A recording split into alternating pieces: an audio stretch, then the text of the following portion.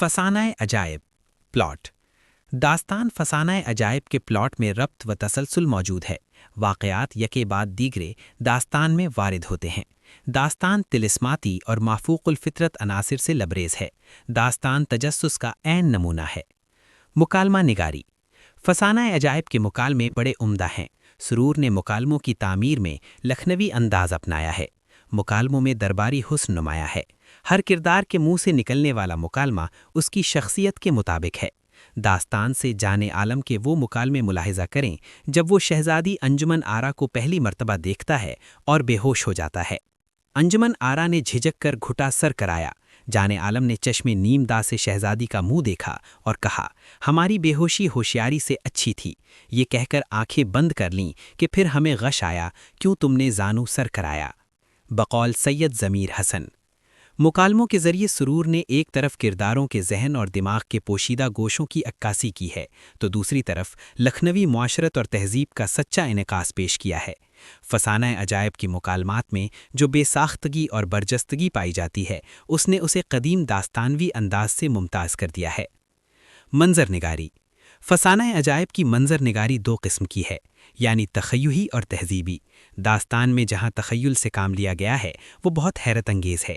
سرور داستان میں اپنے تخیل کے بے لگام گھوڑے دوڑاتے ہیں، لیکن فسانہ عجائب کی منظر نگاری کا بیشتر حصہ لکھنوی تہذیب و معاشرت کا عکاس ہے۔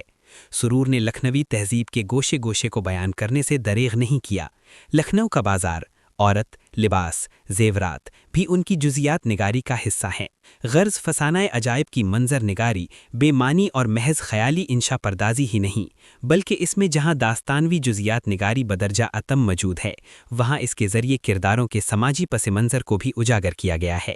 شادی بیاہ، غم اور ماتم کے بہت سے مناظر فسانہ عجائب سے اخذ کیے جا سکتے ہیں، جو اس زمانے کی سماجی، تہذیبی اور معاشرتی تاریخ پر منطبق ہو جائیں گے۔ زبان و بیان کسی بھی ادبی تحریر کا دار و مدار اس کی زبان و اسلوب پر ہوتا ہے۔ داستان فسانہ عجائب بھی اپنی زبان کی بدولت معرفت کے اعلیٰ رتبے پر فائز ہے۔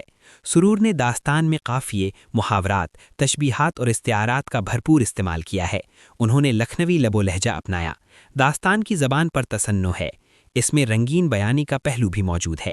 سرور نے اسلوب کو سلیس اردو میں لکھنے کے بجائے اس کی عبارت کو قافیے دار بنایا ہے، جس نے اس دور کے اردو ادب میں ایک انقلاب برپا کر دیا۔